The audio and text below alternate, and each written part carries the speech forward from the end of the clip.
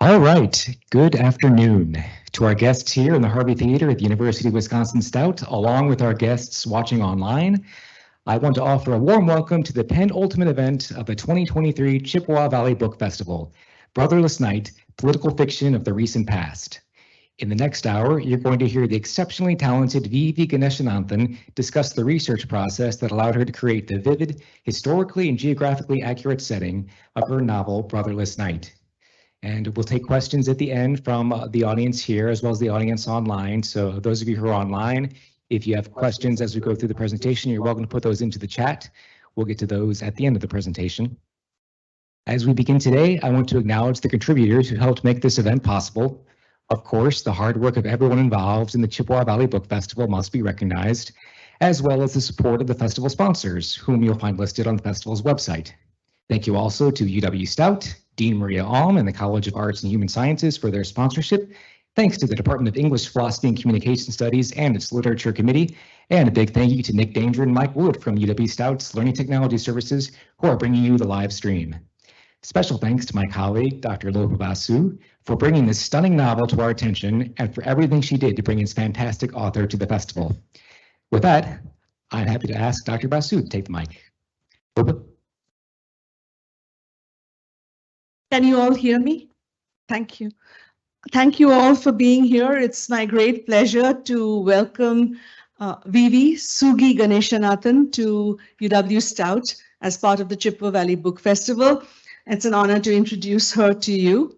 I don't know whether I should be sitting or standing, but since I'm already standing, I might as well continue. Anyway, V.V. Ganeshananthan is an American fiction writer and journalist of Sri Lankan Tamil descent, who is currently Associate Professor of English and a McKnight Presidential Fellow teaching creative writing at the University of Minnesota. She earned a BA from Harvard University, an MFA from the Iowa Writers Workshop, and an MA in journalism from Columbia University. She serves as a member of the boards of the American Institute for Sri Lankan Studies and the Minnesota Prison Writing Workshop. Her debut novel, Love Marriage, published by Penguin Random House in 2008, was longlisted for the Orange Prize, named one of Washington Post's books World's Best of 2008, as well as Barnes & Noble Discover Great New Writers pick. Her second novel, Brotherless Night, was published in January of 2023 and was a New York Times Book Review Editor's Choice pick. I discovered Sugi's work this last year, and it immediately spoke to me. I grew up in India in the 1970s and 1980s, so you see how ancient I am, and saw two prime ministers assassinated by terrorists during my childhood. I was a graduate student in New York City when 9/11 happened. So I have an abiding interest in how literature does the work of remembering public and private trauma. I have read other works on Sri Lankan civil war, but Sugi's novel is the only one I felt compelled to share with my students. Honors composition students are reading Brotherless Night this week, and they already had the wonderful opportunity to meet and interact with Sugi earlier in the day today. And some of the students are here as well. Thank you. In my review in World Literature today, I wrote this about Brotherless Night, and it is more resonant today in the light of recent events unfolding in Israel and Palestine.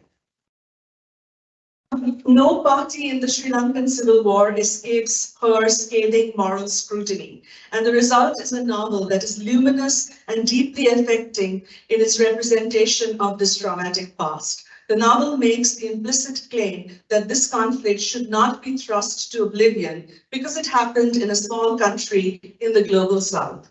Ganeshananthan's novel forces her readership to reckon with the humanitarian tragedy which the world did nothing to prevent, and the lessons about state violence, militancy, and civilian loss that it can teach us. Please join me in welcoming Sri Ganeshananthan to UW-Stout.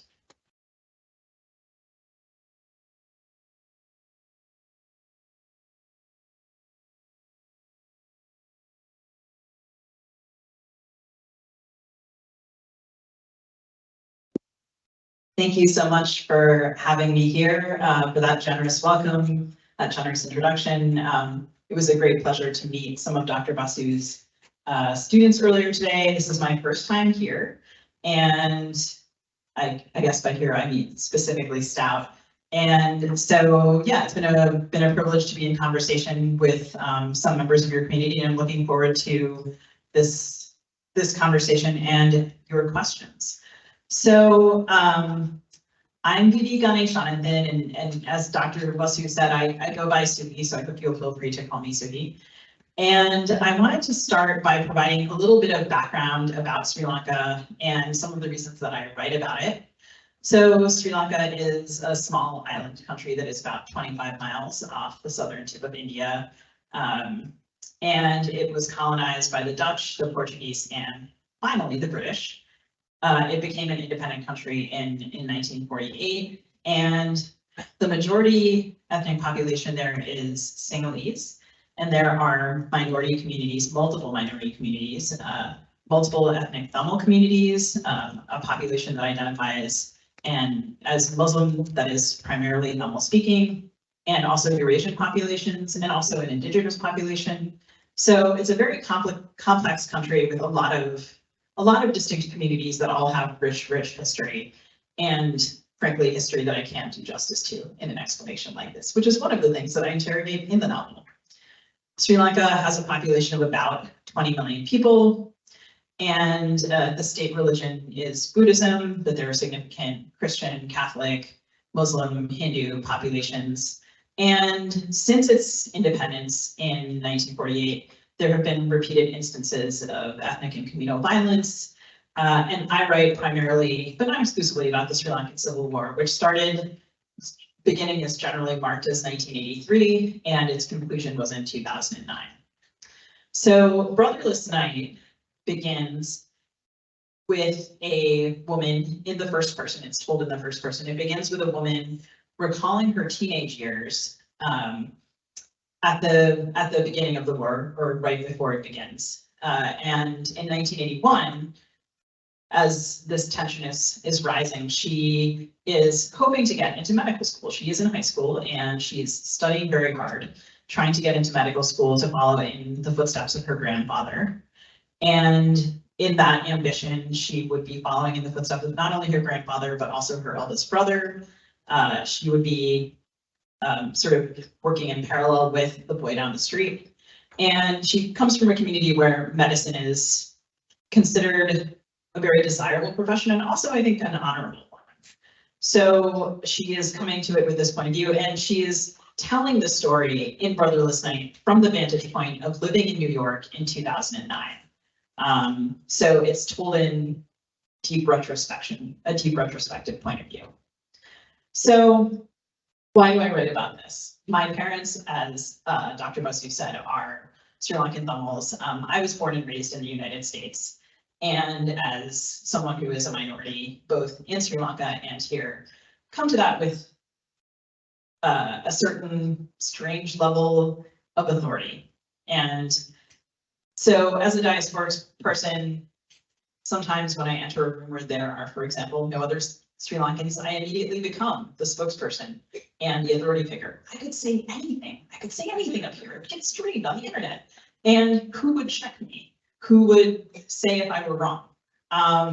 So how do we as readers approach people who are informally spokespersons? Why do we assign people that kind of authority? I found myself very squirmish about this. Even as I wrote about this topic and found that increasingly people were coming to me for exactly these sorts of explanations. And then in the country, members of the diaspora are sometimes regarded as people with insufficient stakes or knowledge. So I was interested in thinking about how I, as a diasporic person, could earn my authority both in the country or my authority outside the country. So in one place, I felt that I had an authority that I hadn't earned, and in another, I felt that I had some authority that no one would really kind of give me. I didn't feel that I had the credibility. So I began to approach research as a pathway through this. So this is an intensively researched book. It's a book that aims to be realistic, not so much in its alignment with the precise historical facts of specific events, but in conveying what it felt like to live through the first decade of the Sri Lankan Civil War in a specific city. And the majority of the novel takes place in the Tamil-dominated city of Jaffna, which is in Sri Lanka's northern province. And it is told from the point of view of a Tamil woman. So in doing this, I was attempting to center traditionally marginalized narratives. There's a fine tradition of Sri Lankan fiction. Much of it has been centered around the capital city of Colombo. And Jaffna was familiar terrain to me, and so it was also important to me to put it on the page. I was also interested in writing about civilians because, of course, it is a war. A lot of the narrative has been dominated by armed actors, but as we have seen in the past week and also many times before, civilians are disproportionately affected. I also wanted to write about students. I've been teaching at universities for a decade and change now, and have learned a lot from being in conversation with my students, their questions, their knowledge, their good humor, and also their resistance to being told what to do, but in a good way. So thinking about how that kind of energy presents itself in times of difficulty. I was also interested in writing about political dissidence. Because I grew up in the diaspora, I grew up on stories of Sri Lanka that were often quite one note. The novelist Chimamanda Adichie has spoken about the danger of the single story. And I think as someone in a diaspora, I was uniquely subjected to single stories. The single story of the Sri Lankan state, which had a certain narrative about the war and about discrimination against minorities, which it essentially denied existed. And also the propaganda of Tamil militant groups, specifically the Tamil Tigers. So the war, which began in 1983, was primarily conducted between Sri Lankan security forces, which were dominated by the ethnic majority, and Tamil militant groups dominated by ethnic Tamils. And there were multiple Tamil militant groups which fought against each other as well, until one of them emerged as dominant, which were the Tamil Tigers. So thinking about the stories that I had grown up with, I had, of course, heard stories from the state. States have all sorts of ways to tell us stories. And of course, I was also, as someone who was part of a minority group, receiving information via affinity groups, cultural groups, etc., community members. And some of what I saw was propaganda that was produced by Tamil nationalists. So here we see kind of twin nationalisms entrenching each other, but there's more. So because it is this country with this rich set of communities, and it also has a certain strategic location, it has been the site of a lot of interest by various other countries, including primarily India, but also China. And so in the first decade of the Sri Lankan Civil War, we also have the Indian peacekeeping force. And so I had grown up with stories of this peacekeeping force, which had come to Sri Lanka in the late 1980s and had committed a number of atrocities. So, and then last but not least, of course, in thinking about this war, I was thinking about the international community. So when we pay attention to the news, why does it matter? And what is it that we say? And what is it that international bodies like the United Nations, etc., what do they actually do? What power do they have? Who makes up that power? And at the end of the Sri Lankan Civil War in 2009, government security forces brutally defeated the Tigers. And there were a lot of civilian casualties and a lot of debate over how that was done, to the extent that the United Nations Secretary General commissioned a panel of experts to look into the end of the war. There was also another report on the UN's failures at the end of the war. a lot of attempts to learn lessons about what could be done differently. I'm not sure that any of those lessons have actually been learned. So anyway, these are 4 of the stakeholders who I was thinking about. And then of course, also the Tamil diaspora. And during the war, a lot of the funding for Tamil militancy came from overseas. A lot of rhetorical support from other countries after people emigrated. People would send back support for Tamil militancy. And there were a lot of mixed feelings about that and a lot of criticism of the Tamil diaspora. So I was interested in interrogating that. I used as a central source text a book called The Broken Palmyra, which was written by 4 Tamil University professors who had no formal training in human rights documentation. One was a doctor, and so it was 3 men and 1 woman. And this is a canonical human rights text, and also just a book that I found to be incredibly well done and really moving. It is a rare book. You might be able to get it through interlibrary loan if you're interested, or maybe there's a copy here. I found one for the first time in a university library, and then was also able to borrow one later from a relative. So it's a book that is extremely difficult to publish. And a fictionalized version of this documentation appears in Brotherless. So it's also a novel about the language in which conflict is explained, the nature of explanations. I've been talking a little bit about what it's like to be up here and sort of try to gloss the war for you in 2 minutes, which has been awesome. And I appreciate your patience with the inability to be totally exhaustive. So in thinking about my own experiences as an explainer, I also began to think about who I was explaining things to and what I might be assuming about what my audience did or didn't know. And so some of the language in which the book is written is addressing that, and is also addressing the language of conflict. For example, what does it mean to talk about terrorism without also talking about state terror? What does it mean to erase the word civilian? What is history and who gets to write it? So with that, I'm going to read you the first page of the book, and then I'll talk a little bit more and jump ahead. So this is the prologue of the book. And the character's name is Sashi, and she's talking from New York in 2009.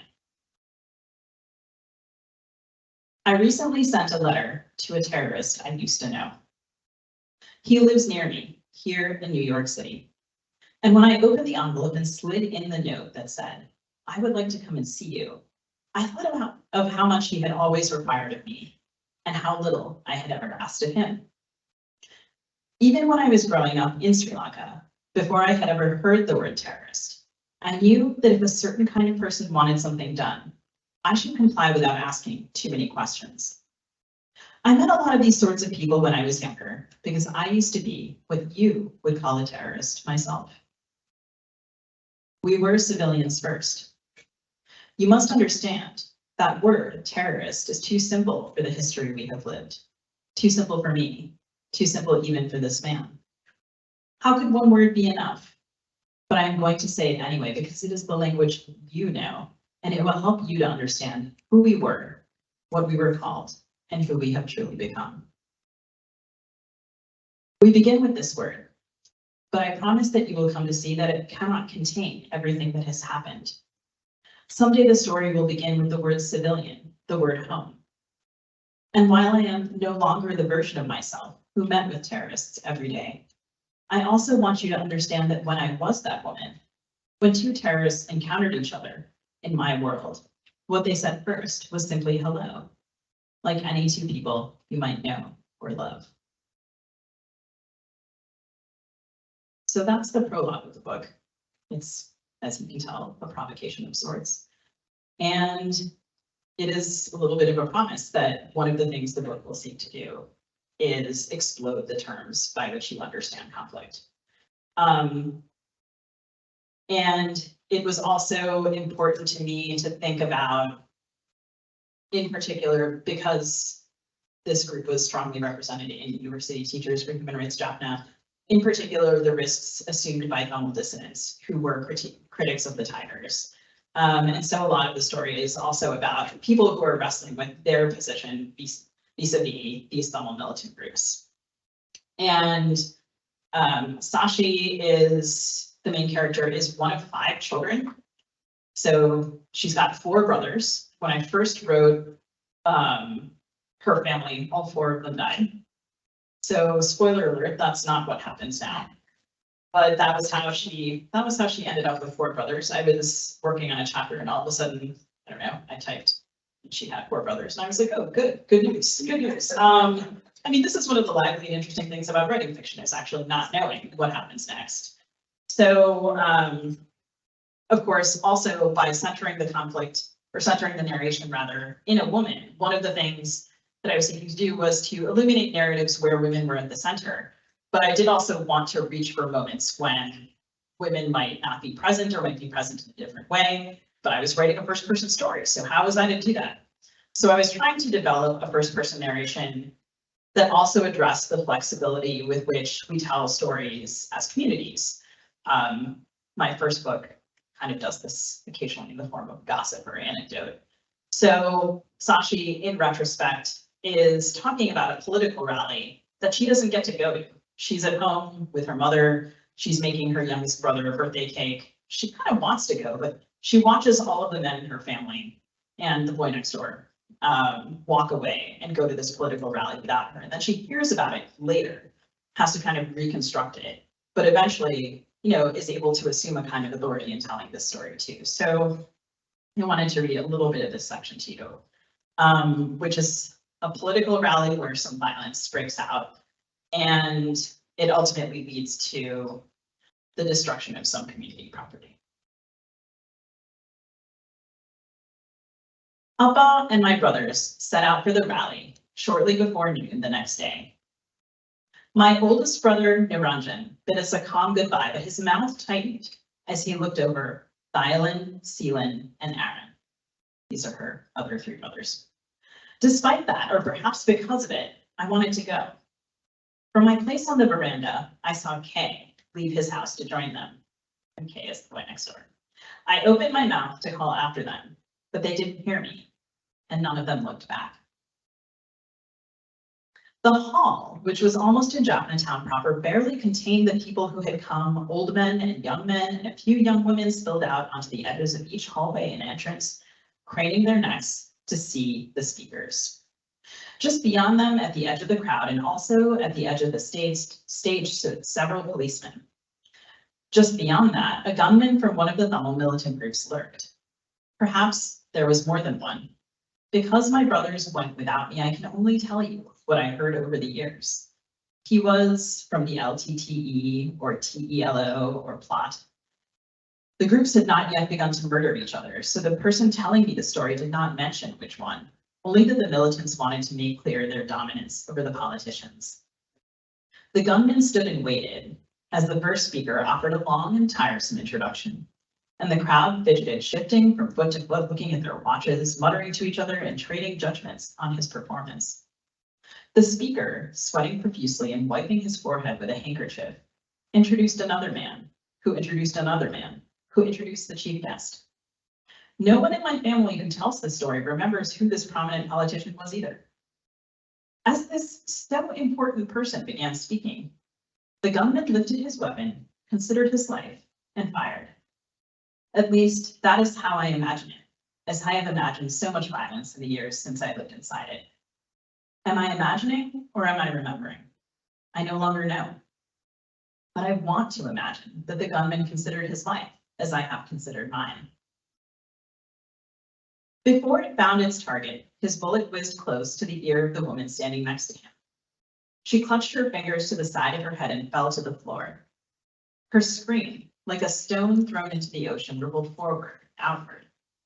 For years after this, her hearing would trouble her. Beside the stage, the bullet struck a policeman. Another shot flew, and a second policeman dropped. The one beside him stepped forward and raised his own pistol, but then knelt abruptly, holding a bloodied shoulder with a pale, shocked face. He yelled at his colleagues at the back of the crowd. Catch him, that one. Panic spread in expanding circles. The gunman had joined one of the Tamil militant groups with a dream of firing a shot like this at a moment like this. He had promised his superiors that he could do the job. He had aspirations. He was my older brother Thailand's age, and they had once played a cricket match against each other. He replaced the gun at his waist and disappeared, one of history's rumors. My father warned my brothers to stay together, but as the mass of people swayed back and forth, shouting, Aaron lost hold of Niranjan's shoulder. Thailand pushed forward, trying to see what was happening, and Seelan went with him, surging between the sway of bodies. Niranjan, my father called, Niranjan. Appa was tall, but he could not see his eldest son, who was the shortest among them. Finally, Niranjan reappeared at Appa's elbow. He had Seelan by one shoulder and Thailand by the other. Just a minute, stay here, he said, and ducked back into the ocean of people to find Aaron, who was drowning in the rising tide of the rally's panic. When Niranjan emerged some moments later, he had Aaron by the arm. Let's get out of here, Niranjan said. Now, move quickly. Still startled, his brothers and his father obeyed. They had taken the bus there, but now the crowd spilled out of the building all at once. The buses that were passing that way rocked, overfull with people, and stalled among rally attendees trying to get rides away. Niranjan looked up and saw that they would not reach any of the vehicles. More shots echoed behind them, and it was not clear who was shooting or from where. Hurry, hurry, Niranjan said, and headed down a side lane, away from the building.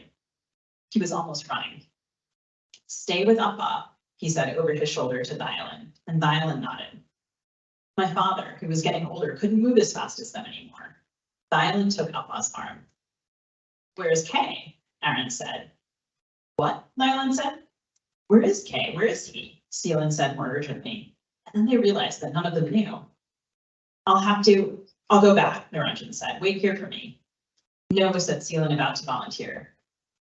You wait here for me, Niranjan said, his face a stone. There isn't time to argue. Just listen for once, will you? Then he turned to Thailand and my father. I'll go back in and find Kay, Niranjan said, but if I am not back in 10 minutes, and if this spot becomes overrun with people you leave, I will come. Seelan started to protest again, but then stopped. My father nodded. Be careful, he said, his voice low. He held Niranjan's arm and then released him. I promise, Appa, Niranjan said, I'll come. Don't worry. My father nodded and Niranjan ran back towards the building. In the days after this, when Appa told me and Amma about those minutes of Niranjan disappearing and returning, first with the island and Seelan and then again with Aaron, then leaving again to get Kay, his mouth trembled, and he had to stop several times because he was shaking too much to talk. When he regained himself, he said, what to do? What to do? As a boy, in a time of earlier communal trouble, my father had looked through his own brother disappearing. In his study, there was a garlanded picture of my uncle, who was neither the first nor the last boy to be lost in this way. I should have gone myself, Appa said. Nobody would have thought I was militant. They are young men. I am old compared to these boys with their guns. I should never have let Niranjan go back into that building. We were not safe, Appa meant. He could not protect us, but I did not need him to tell me. I knew. Everyone was going in the other direction, Niranjan told me later. I was trying to swim against a tide, he said. He found his way back into the building. The dark made it harder to see people's faces. Some people held torches, but mostly the remaining few faces were dimly lit. The policemen were questioning witnesses. Across the room, Niranjan saw Kay talking to someone. Later, Thailand would tell Niranjan that this was the tutor, the same man who had been beaten earlier for trying to protect Kay from the police. But at the time, he seemed to be merely a stranger. He was tall and stocky and had thick dark eyebrows and thick framed spectacles. What were they still doing here? Kay wore his most serious listening face. Look at me, Niranjan said to himself very softly. And miraculously, Kay did. Then his expression turned guilty as though he had been caught at something. But what? Niranjan had no time to worry about this. Kay said goodbye to the man and cut across the room to Niranjan swiftly, like a ship with the wind at its back. I'm sorry, he said to Niranjan, let's go. Who is that? Your father will be waiting, Kay said. But Kay glanced back at the other man, whose eyes were trained on them.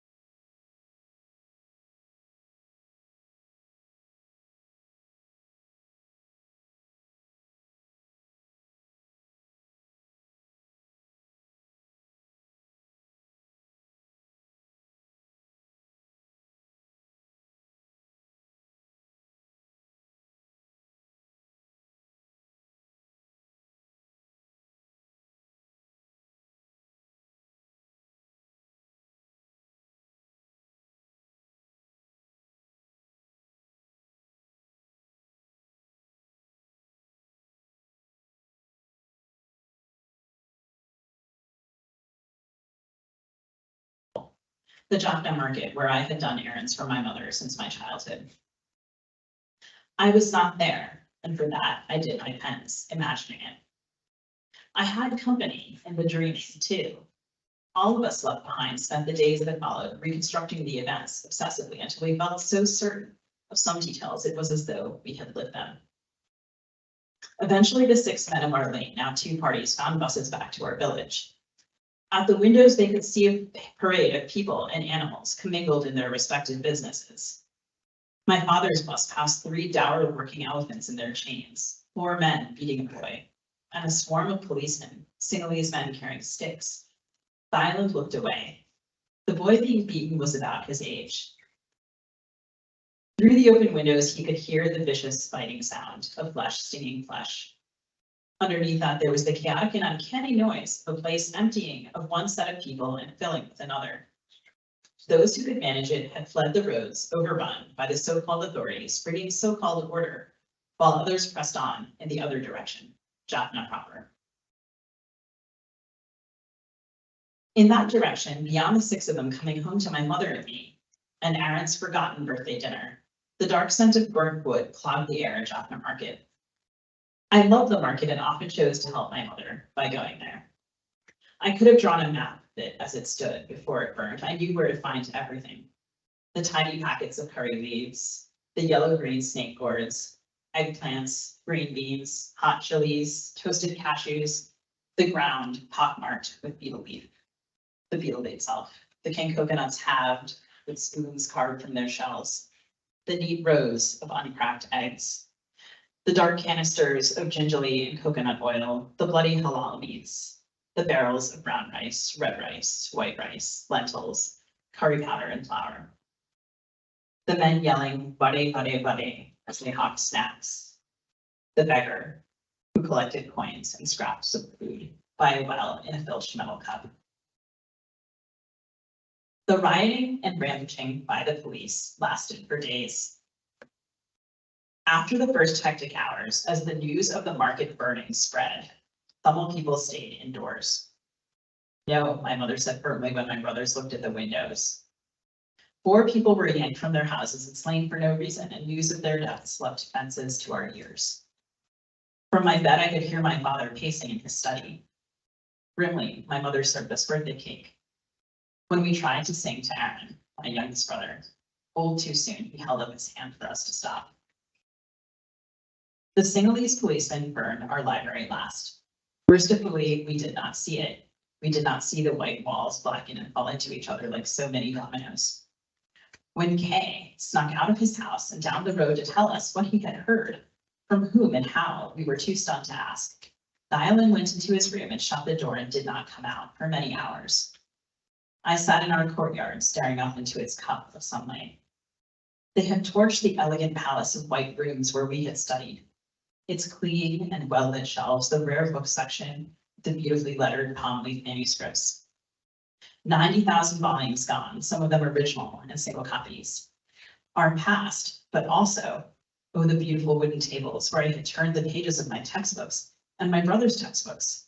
The future, and it was gone. Imagine the places you grew up, the places you studied, places that belong to your people burned. But I should stop pretending that I know you. Perhaps you do not have to imagine. Perhaps your library too went up in smoke. I'll stop there. Thank you.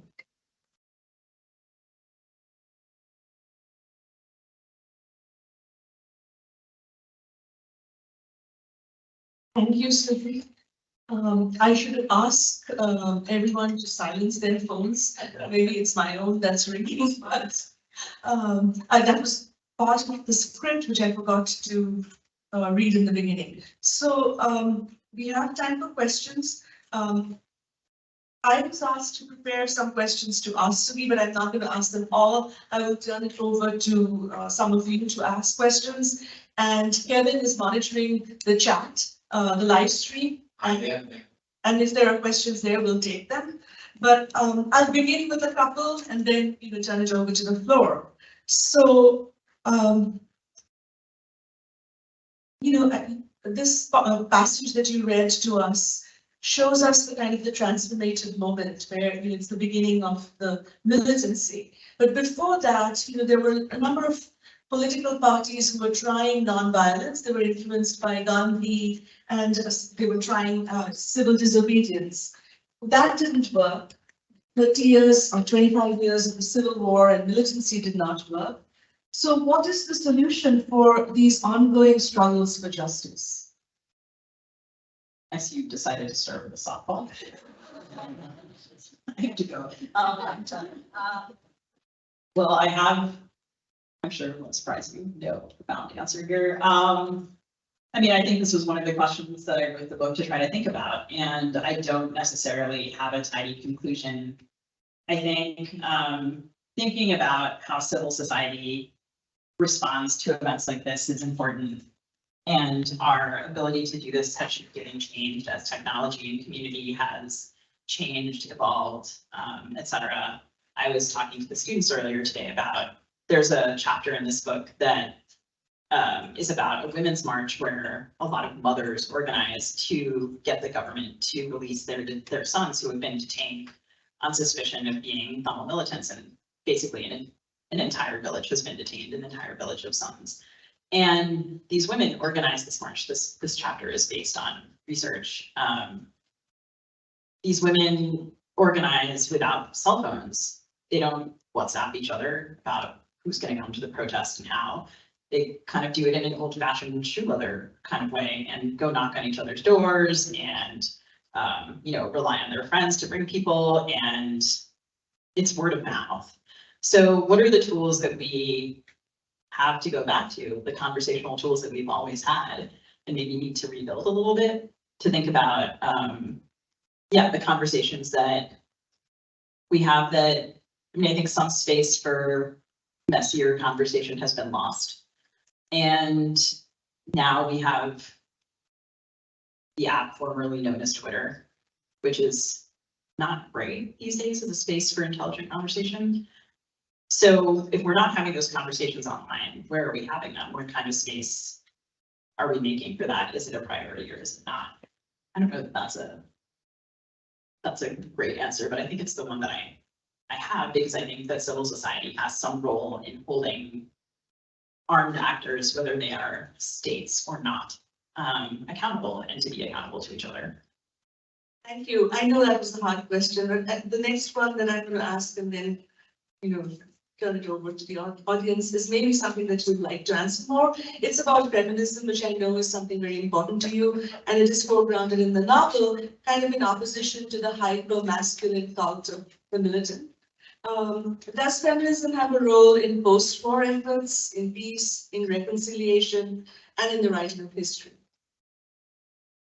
That's a great question. I should say the other question I think is also a great question. I joke in part because I feel like jokes are required, actually, in addressing some of this material. But yeah, this is a feminist novel. What role does feminism play in, I don't know, in politics? I mean, one of the reasons that I wanted to write a novel focused on civilian women is because the Tamil Tigers, for example, had a women's wing, they had women cotters, and I felt that the stories of Tamil women were to some extent dominated by the stories of women cotters, but the majority of women affected by the war did not in fact take up arms. They were women who were doing other kinds of labor, and I felt that that had been pushed to the edge of things. And so I was interested in bringing those narratives back because I felt that they were often really good stories, honestly. And, I think, as an example, I think that, the state has, there's actually a chapter in this book where there's a feminist book club meeting, which is sort of the result of me daring myself to write a book club meeting and make it interesting and make it juicy and not academic, right? It's a book club that takes place in a university campus and like a back room that gets booked, and like maybe everyone will come, and like, are there snacks? There are, by the way, snacks. And right, this is important. This is how people show up, and what kind of conversation we can have. Will people know each other? Will they trust each other? What are they willing to say? And someone unexpected shows up who they don't trust, and the whole conversation changes and becomes very fraught, and they're taking a lot of risks. So into that conversation, that the book that they're discussing which is a real book and a classic. It's called Feminism and Nationalism in the Third World. And in it, there are a lot of really fascinating critiques of more mainstream politics and a lot of discussions of feminist politics in different countries, assessments. And so there's a chapter on there in Sri Lanka, which the young women in this in this book at this university discuss. And so they think about, what is the role of women in war? There's in the book, the writer critiques Gandhi as sort of like, women's role in nonviolence is very profound because women are good at suffering. And Sashi, the narrator, says, I don't want to suffer. Like, I don't want this to be my special talent. Like, this doesn't seem like what I signed up for. And I think, bringing a more critical lens on what does it mean to be a feminist? What is feminist politics? For example, there were people who would describe the Tigers as feminist. And several years ago, I had a friend, because they had a women's wing, and I had a friend say to me some years ago, a remark that stayed with me, how can it be a feminist organization if it conscripts children? And they did. So so then I was sort of like, how can you, if you are saying that every family is going to give you a child, which at one point the Tigers did do, what does that mean about the priorities? Where do the priorities of women fall into that? Well, what mother wants her child to go into that? So, as the Tigers had a women's wing, that to some people looked like a certain kind of feminist politics, and to other people it did not look that way at all. So in thinking about what do we consider feminist, is liberation for women approximating the lives of men? I would hope that we could reach for something more complex and interesting. Thank you. Okay, I will now ask some questions from the live stream or some questions from the audience here first. Yeah, we have one question from the chat from the live stream, and it's another softball for you, Subi. I'll take that question, and then I'll go around here to the audience here in the theater and take a couple questions from them. But I was going to contextualize the question, but I'll just ask it as it appeared and with response as you feels appropriate. What are your thoughts on the war on terror?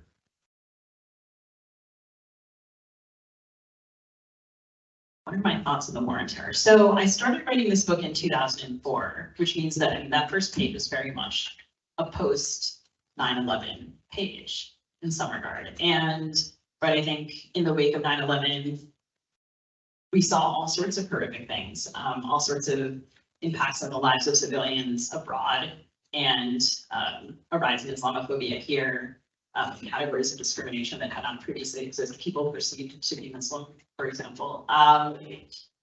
The war on terror strikes me as, right, I mean, that's a certain kind of rhetoric, and it's a rhetoric designed to help states flatten certain categories of people. So I think that you'll notice that I generally choose, like, there's the first page of this book, which does use the word terrorist a number of times. And then when I talk about Tamil militancy, I specifically use the word militant. And I do that in part because to talk about terrorism without also talking about state terror, which does exist, seems to me not philosophically, not defensible particularly, right? The notion of a terrorist is like someone who's a non-state actor, like the violence is coming from someone who's quote unquote like not authorized to be violent. Like, so what does that mean about states? States are authorized to be violent. Who's allowed to use force and under what circumstances? I think that we can have a more complicated discussion about that. I mean, I am not an expert on, well, maybe I am. Who is? I mean, an expert on war. But I think I have a lot of problems with the rhetoric around the war on terror. And I think that it was one of the things that enables us to be insufficiently critical about where we wage wars and also how. Thanks to that person in the chat for the question.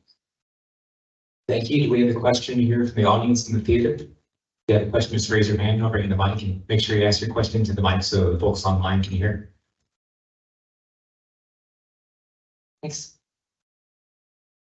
Maybe you could talk a little bit about your writing process that you used. Did you outline this in advance, or did you just sort of pants it as you went along, or how did you do it? I love that question, and I'm going to steal that phrase. I totally passed it.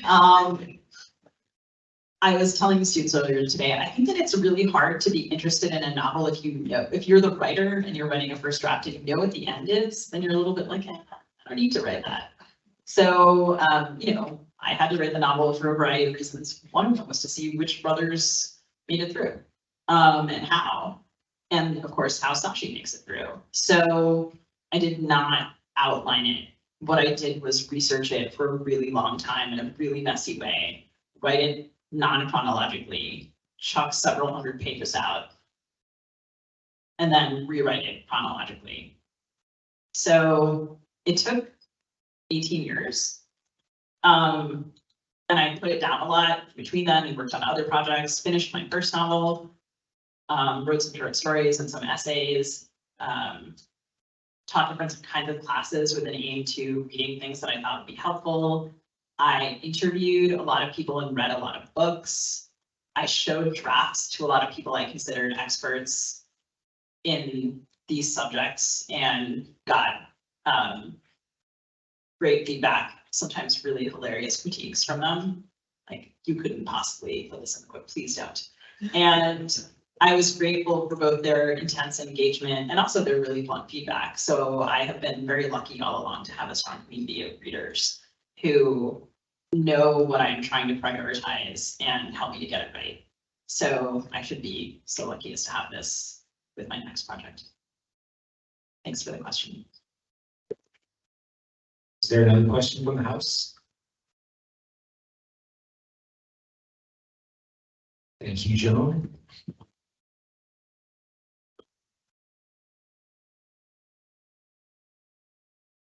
This is a follow-up to what was just asked. What you just read us, those two spaces, the market and the library, to me, they both seem like spaces that were really special to you, these spaces of nourishment. And I'm curious, did you revise those or were those one shot? Like you just had it, because it seemed lyrical to me. It seemed poetic and cinematic. The camera was just going through the spices and it was just so evocative on a lot of levels. So again, did you revise or was that like you nailed it?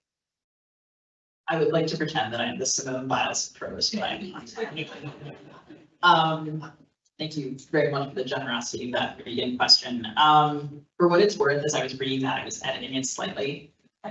And if you read it on the page, you will get some descriptions that you didn't just hear. So I was truncating it a little bit for time. Because I didn't grow up in Sri Lanka, I went back and, you know, I have read about those spaces. I've seen those spaces. The Jaffna Public Library, which was burned down in 1981, was subsequently rebuilt. And that is a very conflicted history. So there were parties that wanted it to be rebuilt. There were parties that weren't, that didn't want it to be rebuilt. So I had also to decide what to take out and what to put in, which wasn't super easy. I also was interested in thinking about the library is often described by people who talk about it as the repository of the past, in particular because it did have 90,000 single copy manuscripts in it on ola leaves, which are which are leaves. And so there were these very unusual documents and they're gone. But I was also interested in thinking about, like, I don't know, if you were a kid and you went there all the time, like I really loved my local library as a kid. So what if it were just like your local library, which for some people it was. So I had worked on this book for so long, I honestly couldn't tell you how much I revised that section. I'm sure it would have been revised some, but there are also certain things that were in the first draft that are still there. And changing the way that the story is told, like looking at the market in addition to the library, it's often just discussed as the burning of the library, and that's the central focus. But I was also interested in the way that the market was like a space that people turn to as a community space. So I was a little bit trying to change where the camera went. And I don't think I nailed it on the first try. I think I revised it. See some question on the chat, but is there one here? Corner. Thank you. I really enjoyed reading your, well, actually listening to your book. I listened to as an audio book with, was the woman Sri Lankan who read that? She did a spectacular job. I had a unique experience in graduate school. My best friend, ultimately my best man, my wedding was Sri Lankan. And we went to Sri Lanka in 1980. I spent 3 weeks kind of touring around. He was Sinhalese, so we were in the south. We didn't go up to Jeff. That was the one place we didn't visit, because already there was enough turmoil that was something that just they didn't want to do, which was fine. But my comment about the book was I just thought Sashi was just an awesome character, and I wondered how you kind of put together all the different aspects of her life, because I thought she was a great character to really drive the story and, you know, bring that perspective. I mean, a woman trying to become a medical person who got engaged with the Tigers and then, you know. Thank you so much for the question. How did I come up with Sashi? I don't really think of myself as a voice-driven writer, but I'm now the author of 2 books where the voice of the narration has sort of presented itself to me, and I've been like, well, seems like you're very bossy, let's follow you. And that's very, I mean, she's extraordinarily clear, which is helpful to me. And she's actually pretty real to me. I think actually all of these characters are pretty real to me. So I think I just kind of left myself at their mercy and was like, well, I think my hope was to have researched the space, the time, and the setting thoroughly enough that I could organically imagine how a person with those motivations and characteristics might move around, right? I mean, if you have a character, characters want stuff, and she immediately became so much more interesting when she wants to go to medical school, she wants a thing, and she might not get it. And even if she does get it, her education is going to be disrupted in certain ways, and she might end up with a different kind of education outside of the official parameters than the one that she wanted. So yeah, I think the research kind of made putting the characters at these historical events possible. And as far as I can tell, it's fairly plausible that people would have been in these spaces and times. I mean, I think it's easy to think about a character going through a lot of historical events. Like what is she, Forrest Gump? She happens to, you know, show up and, hey, look, there's the famous person in the famous incident. She's kind of off in the corner. But actually, I mean, Sri Lanka is comparatively a small country, and many people I knew were present at some of the events that I described. So I was able to get firsthand descriptions. And a lot of times I think what I was trying to do was ask them how they felt at those moments, more than what did it look like or what did it smell like, even just kind of like, were you excited? Were you horrified? Like, how did you remember it later? So there was also like a lot of interviewing people about the impact of the events on them over time. But yeah, I was lucky that my subconscious gave me that voice. Lots of sleep for the future so that I can ever service a character like that again. But yeah, thanks so much for the question. I think that, like in particular, a character who wrestled in a certain way with morality vis-a-vis her community, which is surfacing a certain kind of politics that she's not comfortable with, right? People during this time, Tamil people who were critical of Tamil nationalism and the Tigers paid a really high price. And one of the things that the book does, right, it documents atrocities by the state, by the Tigers, by the IBKF, the negligence in some ways of the international community, the moral position of the diaspora. So kind of trying to look at all of the different actors and think about what we were doing.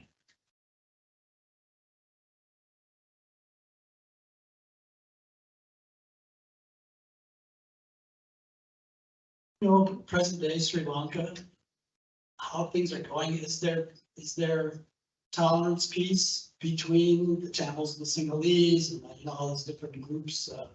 Did anything good come of this? Sri Lanka is post-war, but I wouldn't describe it as post-conflict. There continues to be tension of various kinds. Last year, there were mass protests related to socioeconomic conditions, record-setting inflation, I mean, just more and more people having a hard time affording basic goods. And so there have been a variety of different kinds of issues. since the end of the war. And certainly in terms of what does it mean, for example, to be Tamil, to be a minority in Sri Lanka, how does the state regard minorities? I think the state still has a long way to go with regard to its treatment of minorities. One example of a contested issue is like the ability to mourn your dead. At the end of the war, a number of Tamil people died, and some of whom were militants and some of whom were not. And to acknowledge those deaths and to mourn people is still extremely difficult. The space for that mourning is not really there. And there are also issues of different kinds of colonization. So for example, in a recent dispute, not sure that I'm going to be able to render this accurately, and if I can't, I will stop myself. A Tamil judge ruled against the construction of a Buddhist religious structure and faced some pressure to change his ruling and ultimately fled the country. So that was pretty recent. So I think there's some erosion of civil institutions, right? The judiciary, like, what does it mean if you are in a country where the judges are not independent? Let's find out. And I think this sort of pressure is constant and ongoing. Just a couple of minutes left, so I hope that you want to ask one more question maybe, and then you can close it out from there. Yes, there's so many things I wanted to ask you, but I have read Sugi's novels in reverse, Brotherless Night first, and then going back to Love Marriage, and I discovered that there are some tropes that recur in both the novels: the burning of the house, the climbing of a wall to escape, being kind of sheltered by people from another religion or another community. Why do you keep coming back to these? Are these stories that you heard from sources that are close to you, or did you find them in your research? But at least that seemed very compelling, and the terror of seeing the mob coming with electoral voters registration records, knowing that it's the Tamil house or this is another house.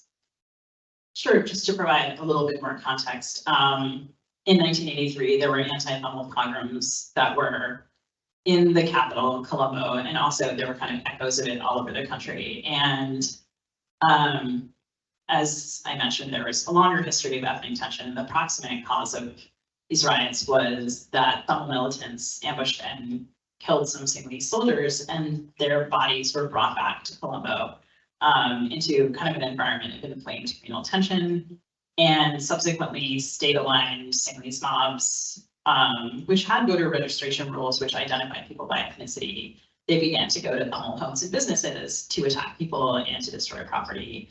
And so this is marked as the beginning of the war. In terms of, so there are scenes in both books where the riots are depicted, and rather at greater length in Brotherless Night. Some of what I describe, those are somewhat common stories. I mean, there are actually ways that I tried to complicate it a little bit. So for example, in Brotherless Night, she does go, the family goes to next door neighbors, and there is a young Sinhalese man, but he's actually married to a Tamil woman. And so I also was trying to represent, like, right, this is often talked about that these are all discrete communities. Sri Lankans are intermarried, of course. It's not like you can, like in any place. Right, there are couples where someone is Sinhalese or someone is Tamil or of mixed heritage, et cetera, et cetera. So I wanted to show that too. Certainly the story of arson is a very common one. And so, yeah, that does appear in both. But yeah, I think the riots for someone who is Sri Lankan and Tamil, they're a well-known community trauma. I think we are out of time and there are other events happening in Eau Claire, so we should close this out. I want to thank Sugi again for her wonderful presentation, and all of you for asking your questions and making this a lively discussion. We will let our author leave first and go to the signing table. If you have books which you need signed, she will sign them for you. And there's still some cookies and punch which you are free to enjoy. Thank you all for coming here. Thank you to the Chippewa Valley Book Festival and UW-Stout.